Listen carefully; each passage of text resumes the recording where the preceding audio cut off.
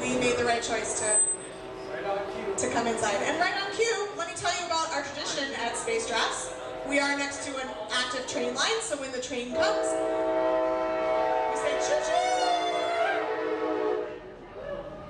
Toast the train. We're especially close tonight because it's right there. All right, welcome. My name is Logan. I am a graduate student here at Stewart Observatory, and you are at SpaceDrafts, which is Tucson's version of Astronomy on Tap. Astronomy on Tap is a worldwide network of local public talks happening in bars and breweries all over the world. So if you're not local to Tucson, check astronomyontap.org, and there's probably one near you. So here in Tucson, we operate as SpaceDrafts.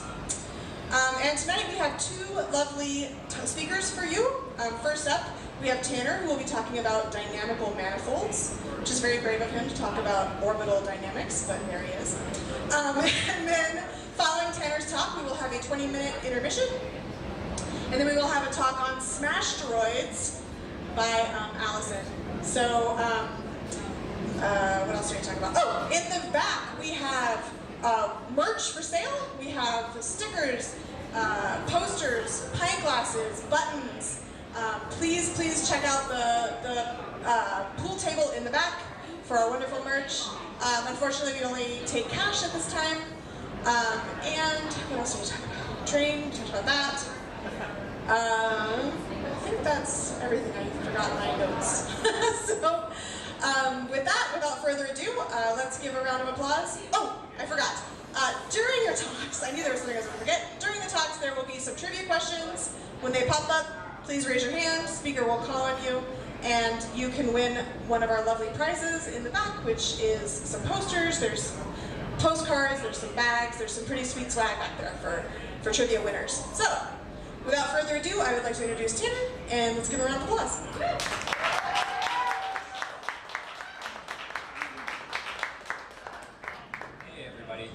Thanks for coming out tonight. So, as Logan said, I'm going to talk about dynamical manifolds, or as I've kind of affectionately called them, the kinematic information superhighways.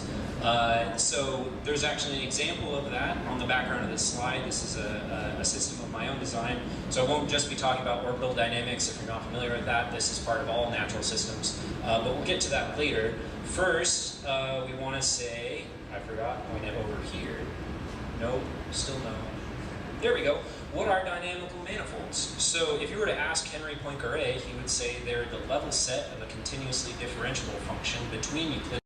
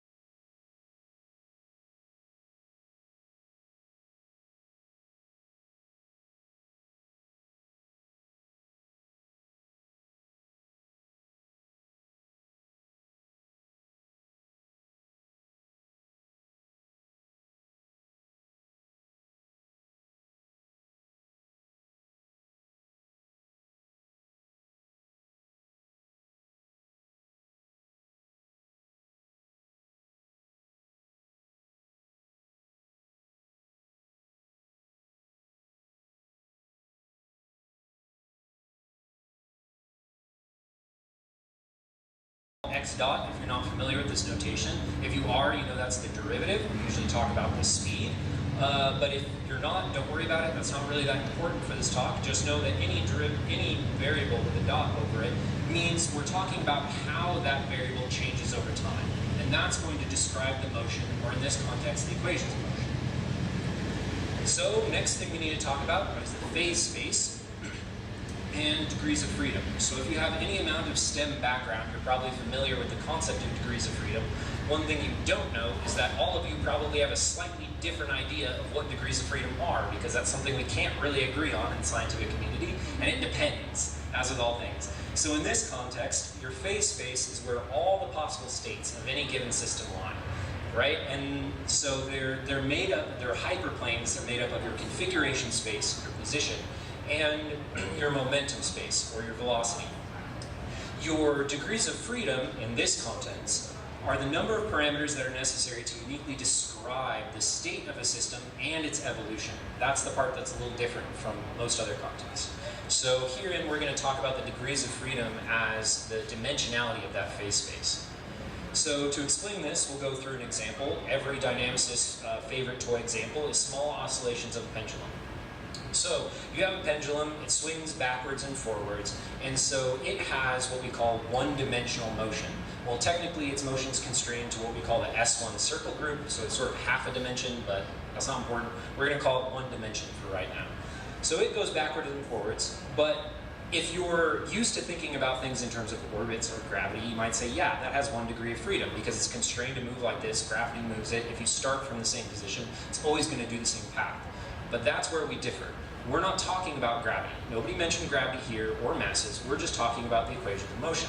And so for us, if you were to release 2 pendulums, they can be the same mass, whatever you want to call it, from the same place, but if they have different velocities, they're going to follow different paths. And so that means we've got 2 degrees of freedom, and so the phase space is 2-dimensional. So we can simulate this with computers, and we can say, what does that phase space look like if we were to release all the different possible pendulums from all the different positions with all the different velocities, and you get something that looks like this. And so there's a few things to go over here that'll be important for the rest of the talk to kind of get you guys familiar with looking at these. So unfortunately, most of the systems we're looking at are much higher than 2-dimensional, so they're all going to be projected onto 2 or 3D. So things aren't going to be exactly one-to-one, but we'll give you an idea. So first off, going up and down is your velocity space, and left and right is your position space. 0, 0 is going to be right in the middle, meaning that as you go up, the pendulum is going faster and faster. And as you go left or right, the pendulum is going farther away and closer to whatever your 0 point is. That doesn't really matter. And so if you have a pendulum that's just swinging back and forth, that's the same as traveling around this circle. Motion typically goes from left to right and right to left. Now the reason, on the bottom, now the reason why we have these different colors is these are what we call our stable and unstable manifolds. And all that means in this context is that the unstable manifolds, we see what happens to the system backwards in time, as time goes to negative infinity. And stable, we're saying, as time grows to positive infinity. But as you can see, that for this system, they kind of overlap and they're sort of the same thing. So if you were to have a pendulum starting over here, it's going to travel along. But for those small oscillations, you start somewhere on this line at some position, 0 velocity, and you go up. It starts getting faster and faster until it gets to this point. Now that's 0 in position. That's at the very bottom and the fastest point. And then it travels back around until the highest point it can get to, again 0 velocity, and then it starts traveling back. And as you go faster and faster, eventually that pendulum is going to travel all the way around. And when that travels all the way around, that's equivalent to flowing this way. And again, the same going the opposite direction down the bottom.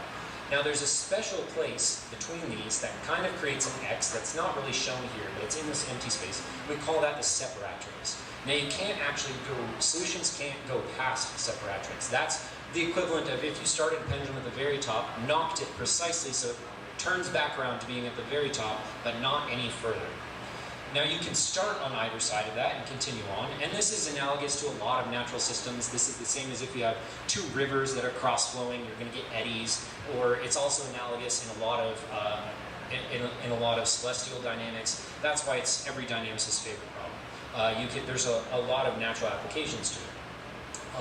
And that's all well and good, but why? Why am I talking about manifolds, right? Well, the nice thing about them is these solutions, these manifolds don't actually cross each other. They never intersect.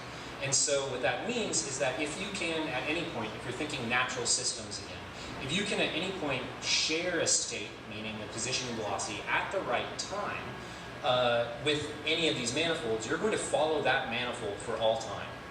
And so we can actually use that to our advantage in some natural systems.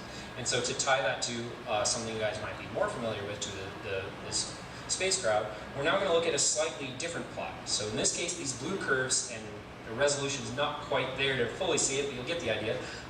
These blue curves, they're not actually manifolds. This is actually what we call an energy surface, or there are zero velocity surfaces. So this is a contour integral. And what you can think of is as you go up in the curves, you're going to a higher energy in orbital dynamic sense, and as you go down, there's a lower energy. So near the Earth, you've got pretty low energy stuff, and then you've got to travel up until this is pretty high energy, and then this is actually our moon, and if you zoom in on the moon, there's actually, it's again hard to see, the moon sits right in the middle, but these curves kind of meet right at the top, and there's an open pathway from the inside to the outside. So if you're at a contour level, you can travel on a manifold freely within that contour level without any extra energy. And so this is actually really useful. And so this is something you guys might be familiar with, where we can do low energy transfers to the moon. This is something that's been known about for a long time. The Artemis mission that was supposed to launch last month, that's going to launch in October, is going to be doing what they call a ballistic transfer. That's all this is. That means it's just like firing a projectile out of a gun.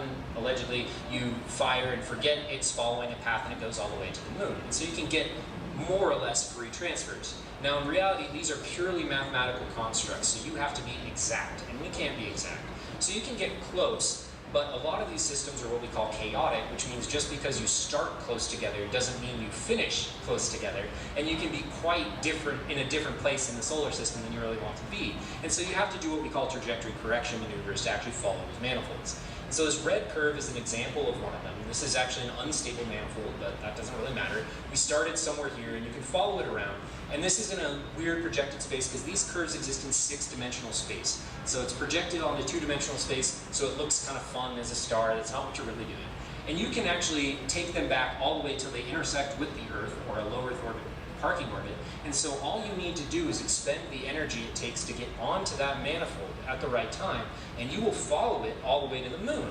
And then you get orbits around the moon that look fun, they go around, and you can travel off of it to either land or enter in some orbit, do whatever you want. They're typically slow. It's slower than doing, if you're familiar with the Hohmann transfer, but they're free. And so that's a nice thing, because we want to do everything as minimum energy. The next thing that I want to show you guys is there's a couple points that we call Lagrange points, and they exist right at the entrance and exit to this. So there's 2 of them. There's 5 in total. That's L1 and L2, and those are very special points, because that's where the gravity pull between the moon and the Earth are more or less equal. And so you can actually sit there stably. Well, some of these are unstable, it doesn't matter. You can sit there just like with a pendulum without any extra effort. Moreover, you can actually orbit those spaces as if there was a body there. And these are called halo orbits, and these are another type of manifold. So these, depending on who you ask, live in 6.5, 7-dimensional, 6-dimensional space. That again isn't really important. They exist on the surface of toroids, and these again intersect with the Earth, and they actually travel around. You can think of them as a toroid around those other manifolds that I just showed you in the last slide. And so here's an example of them going a little farther back. The blue in this case is the stable manifold. So my initial conditions were starting. You can barely see this white curve. That's a halo orbit around one of those Lagrange points. The stable manifolds are going backwards towards Earth. The unstable are going out and they actually wrap around the moon. And you can use these and hop between them with really next to no energy, and they actually can escape the system and come all the way back around. And so you can do some really, as far as we would consider, wild stuff in space as far as navigating along these paths. The trick is they're very, very hard to find. You kind of have to already know where they are. It's sort of like the Isla de Muerta, if you know about Pirates of the Caribbean. Sort of have to know where to look in order to actually find them. But they're pretty interesting stuff. So we can actually use these manifolds to save us fuel, money, etc. in space. But I don't want to just talk about those. Before I get to that, I don't want to just talk about those. There's going to be some other systems I want to talk about. We use manifolds in a lot of cases. So if you're actually designing a vehicle, when you're designing the suspension, but it's just a damped oscillator, you're actually trying to optimize that system to follow a manifold of the dynamics of a damped oscillation. and that's how you get nice sports cars, etc., is how much effort they do. So these are used in a lot of cases, not just space. And so like I said, these are kind of 6.5, 7-dimensional things projected on the 2D, so they look kind of fun, but you're not ready to see them in 3D. I kind of gave you a preview. This is some of those in 3D. Again, the reason they look kind of weird is because they're 6 dimensions projected onto 3 dimensions. They're all the same amount of time. That's the other neat thing about these. So that gives you a concept of how fast they are. So all these red curves take exactly as long to follow as these blue curves. And this blue curve that ends up here takes the same amount of time as this one down here. Now again, that's kind of an artifact of the projection, but it's still pretty interesting. So you can find some fun stuff. And this one, the Earth would live here, the moon is kind of right here, and that Lagrange point is somewhere in there. So, ready for a quiz. So solutions of equations of motion, the manifolds I've been talking about, follow manifolds. How can a solution change which manifold it follows? So I talked about trying to hop onto different ones. And so your options are by passing through an equilibrium point, so that's where we find the manifolds, is around equilibrium points. By passing through a critical point, slightly different than an equilibrium point. By crossing the separatrix, which is one of the things we talked about before. They can't, or any of A, B, or C. Anybody have an idea?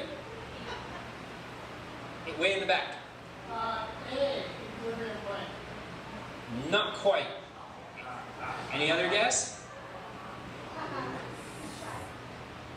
Come on. Well, E. Yeah. E. No, not that either. So it's actually they cannot. So solutions. That's the idea. Now maybe didn't explain that terribly well, but the idea of these manifolds are if a solution is anywhere near a manifold or on that manifold, it travels that for all time. It has no choice. It gives you an illustration of how this system evolves. And so you can get onto them, but you have energy to get there. Now if you want to leave it, you have to expend extra energy. But in the systems we're talking about, in an analysis of dynamical systems, there is no extra energy to expend. Again, I talked about there's no gravity, there's no mass. These are just equations. This is purely a mathematical construct. Now, they might describe natural systems where there is mass, or you might have a rocket that has thrusters that can jump between manifolds. But a single solution can't ever intersect itself. It can't cross those manifolds. I'll see if I can come up with another question at the end, so maybe we can get some merge out. So next thing I want to do is look at just some more fun ones. So what happens if you take those dynamics of a pendulum and you kind of, do a hand jive and mess them up a little bit? You get something that looks like this. So instead of those nice, smooth oscillations that we saw before, you get, and again, it's really hard to tell, there's some straight curves going off, the amplitude of these oscillations differs, there's some things spiraling off of here. You could spend an entire dissertation just analyzing the dynamics of this system and how it applies naturally. And this is just, again, something that, I took the equation of the pendulum and you just mess with them a little bit, and you get something like this. Another fun one is the one on the title slide. So this is another system in my design. The closest analog, so this is a truly 7-dimensional system that's projected on 2D. So again, these curves are all showing the same amount of time. And the closest natural system that really would work is if you have a black hole that has attracted a binary star. So that's two stars that are co-orbiting, and they're really, really, really close together. And they're in a quasi-stable configuration, so when you have three bodies, you can sort of have a stable configuration of them. We can't have an analytical solution to that, but we can configure some things with some constraints. So these are in a quasi-stable configuration.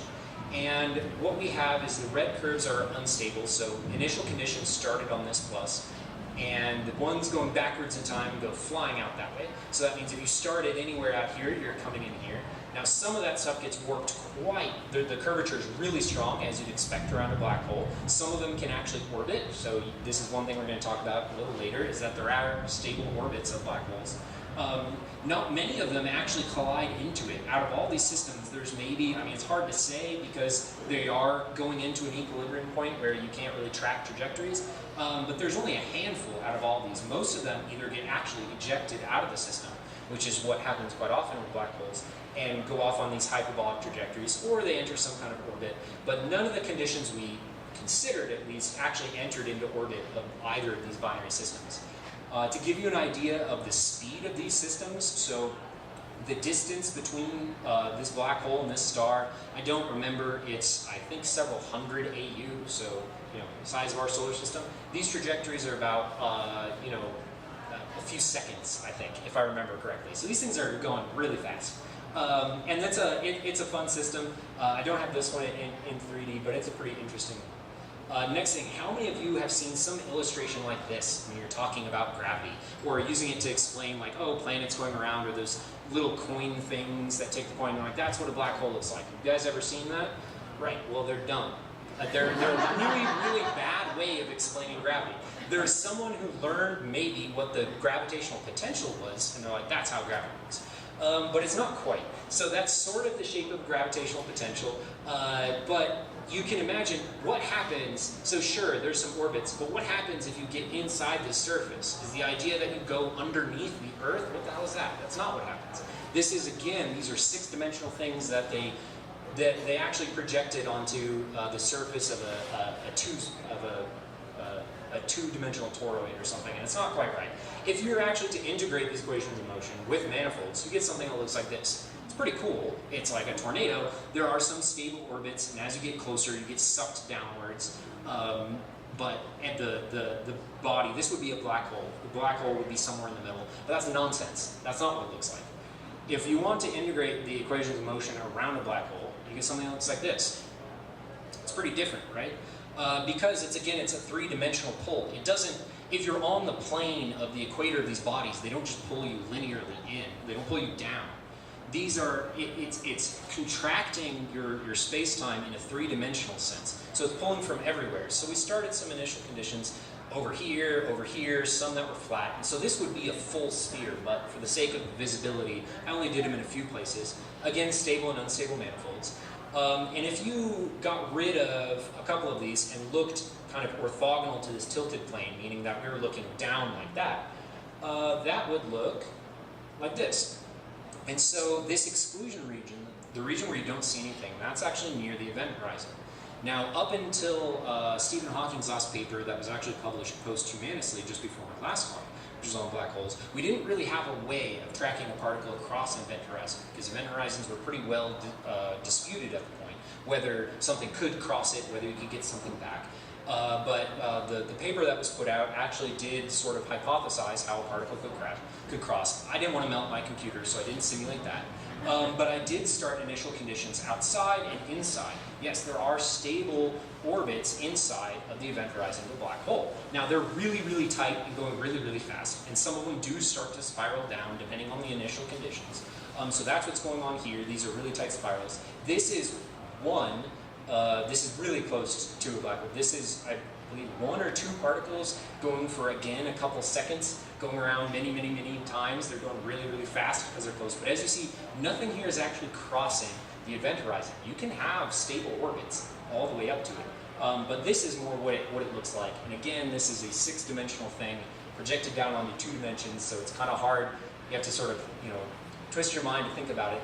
But any of these systems, I wish I could show you 6-dimensional systems. All I can say is go look at some of the equations, maybe for pendulum or for even just 3-body gravity, and look at them in the full 6 dimensions and try to visualize what that could possibly look like. It's some pretty wild stuff. But with that, I'll take any questions.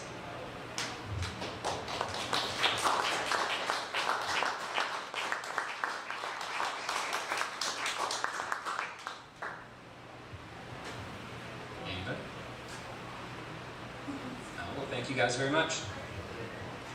Okay.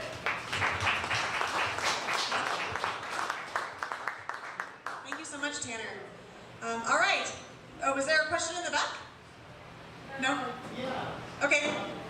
I was hoping someone else would ask a question first. This is a dumb question. No, it's not. Okay. Well, can you simulate any of these orbits in the Kerbal Space Program? The question was, can you simulate any of these orbits in Kerbal Space Program? I imagine it's been a long time since I played with Kerbal, but I assume you can. I think, well, Kerbal doesn't use an n-body, it uses conics, so I wasn't... Oh, so it probably not. It just uses tactonics, and all that's going to be Keplerian, and so one thing I didn't talk about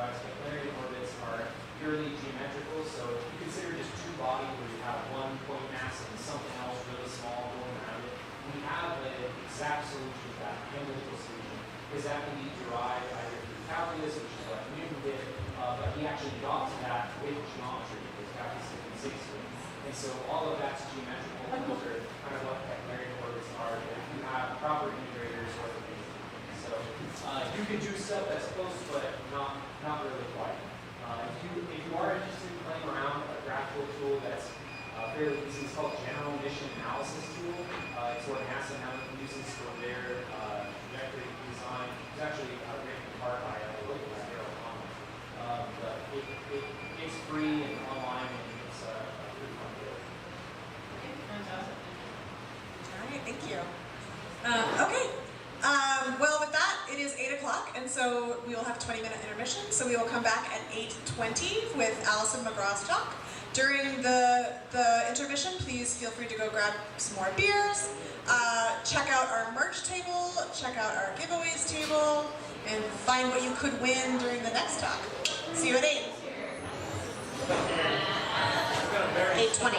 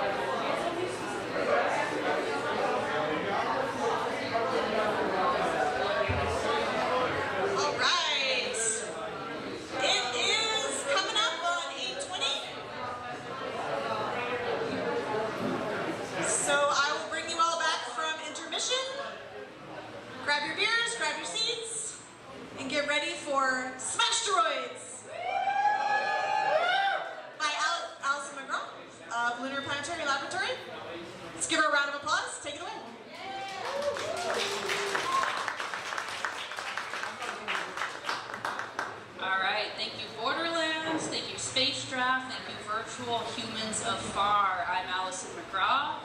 I'm entering my final year of the PhD process at the Lunar Planetary Lab. We get a woo for that. Yes.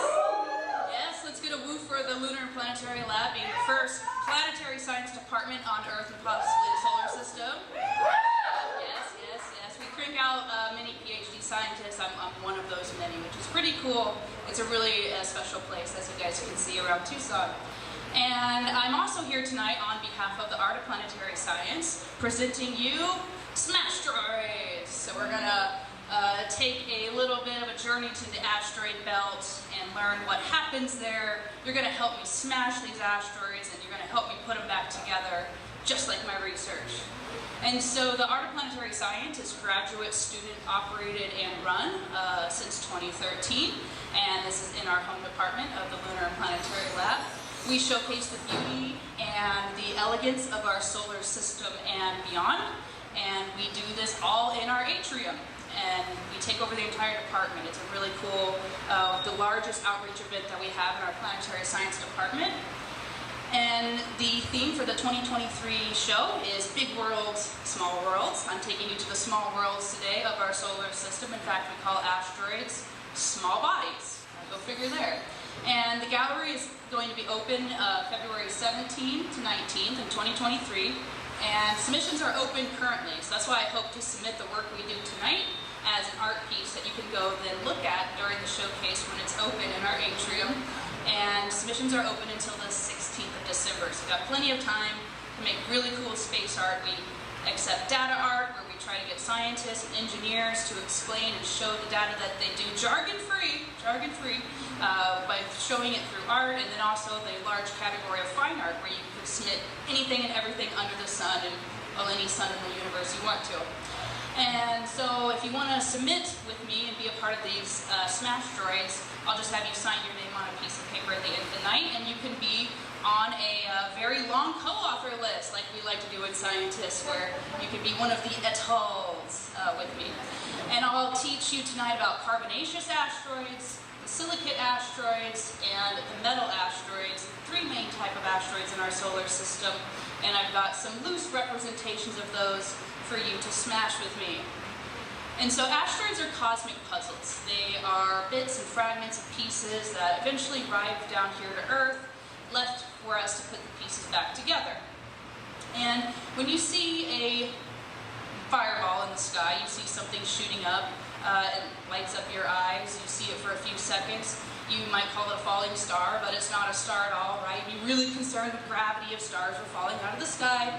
It's a fireball, right? It's a little tiny rock material that, as it burns and feels the friction of the atmosphere, lights up for a few seconds, and then goes into what we really like to call, it's nice and spooky, called dark flight. And just like the cops track your radar of your car with Doppler, we track with radar Doppler of the dark flight of the meteorites falling down. And then we're left to figure out where exactly in the solar system it derived from. And it turns out we've been kind of bad at this, but job security for me, rocks are always falling from the sky, we don't know where they come from. We actually only have 5 confirmed linkages. The one of them being connected to the second brightest object in the sky, because here's my first random trivia. What's the brightest object in the sky?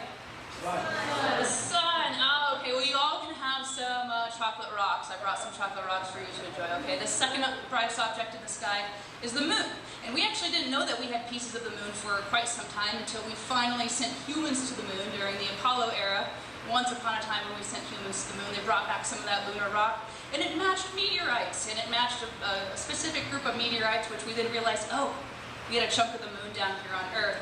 And by the way, one of the Apollo samples returned actually is speculated to have an Earth meteorite, so we've maybe had some meteorites flipping around. So these meteorites can be dark and spooky, and this one's cool. This is a radar image from the RIP Arecibo. Arecibo got a lot more Hollywood attention because the movie Contact. There was that big radar dish dangling in the Puerto Rican jungle. It is no more. As you can see, it survived a lot with all the floods. But this is a radar image.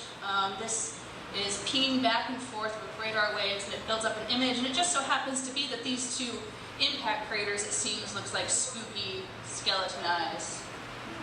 And so I'm going to talk about two main types of asteroid families. The first one being the cratering of the asteroid families. Our poster child for this is asteroid 4 Vesta. The larger asteroids are typically lower numbers, and the larger ones with lower numbers also get fun names, but sometimes you'll see it's just the letters and numbers and not so much fun naming mechanisms. But Vesta is really an interesting poster child, and sorry the resolution is, this is 525 kilometers wide or 326 diameters when we talk about asteroids. We really talk about their diameters because they're lumpy space potatoes. You can see they have these perfectly spherical forms, and so we measured the largest part of the diameter. These little guys get whacked. In fact, we think that Vesta was a protoplanet, and that the earliest parts of the solar system, it tried really hard to be a planet, but maybe it was just too small, or probably got whacked really hard to where these materials actually flew off. These ejecta chunks, they match Vesta, and we named them Vestoids, which is a cute little name. These are smaller asteroids that are on the order of maybe 1 to 10 kilometers that follow a particular orbit as they were ejected together. They sort of co-orbit around the space around Vesta together. And again, we call these the Vestoids. And they likely came from that one big wacky incident, which is actually the entire southern pole. It's not perfectly spherical, but the entire bottom part of Vesta is actually an impact crater. It's Rhea Silivia, and it's likely that the meteorites that have arrived here to Earth, that we named the HEDs, or the Howardites, Eucrites, the Diogenites, which is some jargon, but HEDs for short, represent the different materials of Vesta. The crust layer, just like we have here on Earth, the continental and basaltic crust at the top. Then we have a nice mushy mantle of molten rock, and then a core. We see that the representation of the protoplanetary layer is represented in the HEDs, and this makes two linkages I've only told you about. The moon, Vesta, and the HEDs. Mars is another one, similar to the material that was whacked off of the moon and arrived to Earth. We have chunks of Mars. Now, anyone want to tell me why, a short pop quiz question, why we might not have Mercury or Venus meteorites in our collection on Earth?